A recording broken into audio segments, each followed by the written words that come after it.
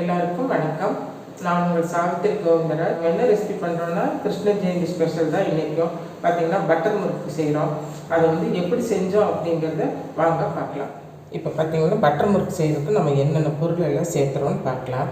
இதுக்கு பார்த்திங்கன்னா மெஷரிங் கப்பில் நான் அரிசி மாவு எடுத்துருக்கு. இது கடையில் வாங்கின அரிசி மாவு தான்.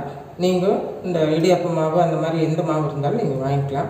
இது மெஷரிங் கப்பில் ஒரு கப்புங்கிறது 250 கிராம். பொட்டுக்கடலை மாவு. பொட்டுக்கடலை பார்த்திங்கன்னா நம்ம மிக்சியில் பொடி பண்ணி அதில் ஒரு 3 டேபிள் ஸ்பூன் எடுத்து வச்சுருக்கிறேன். கடலை மாவு 2 டேபிள் ஸ்பூன்.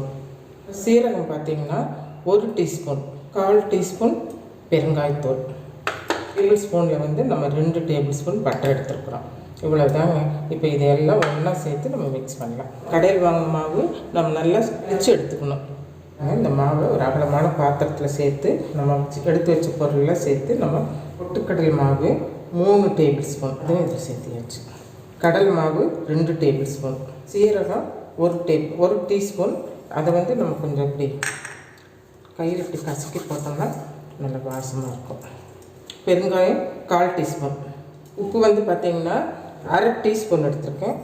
அதை இதில் சேர்த்துக்கலாம். மிக்ஸ் பண்ணிவிட்டு இது கூட நம்ம பட்டர் சேர்த்தணும். Butter 2 table spoon.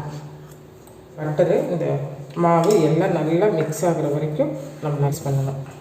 பட்டர் முறுக்கு பார்த்திங்கன்னா ஒரு 10 நிமிஷத்தில் செஞ்சிடலாம். குழந்தைகளாம் ஸ்கூலுக்கு போயிட்டு வந்தாங்கன்னா சாயந்தரம் ஸ்நாக்ஸாக கூட இது கொடுக்கலாம். கொஞ்சம் கொஞ்சமாக தண்ணி சேர்த்து தான் நம்ம பிசையணும். ஒன்றா ஊற்றிடக்கூடாது.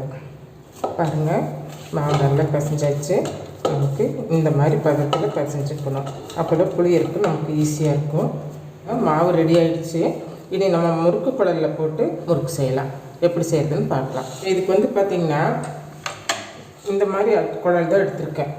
நீங்கள் உங்கள் வீட்டில் என்ன இருக்கோ அதை எடுத்துக்கோங்க. இப்போ இதுக்கு பார்த்திங்கன்னா கொஞ்சம் ஆயில் நம்ம தேய்ச்சிக்கணும். அப்போ தான் புளியறதுக்கு கொஞ்சம் ஈஸியாக இருக்கும். இந்த மாதிரி ஸ்டார் வச்சு எடுத்துக்கோங்க.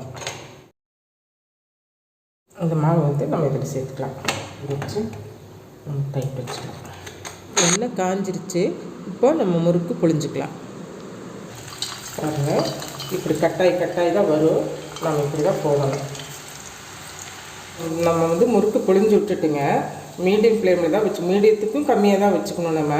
அப்புறம் இந்த எண்ணெய் பார்த்திங்கன்னா இப்படி நுரைச்சி வருது இல்லையா, இந்த எண்ணெய் கொஞ்சம் அடங்கினது நம்ம திருப்பி போட்டால் போதும். நம்ம இதெல்லாம் திருப்பி போட்டுக்கலாம். முறுக்கு நல்லா வெந்துருச்சு. இப்போ நம்ம எடுத்துடலாம். பாருங்கள், பட்டர் முறுக்கு ரெடி ஆயிடுச்சு. ரொம்ப சூப்பராக வந்திருக்குது. மீண்டும் ஒரு புதிய வீடியோவில் சந்திப்போம். நன்றி, வணக்கம்.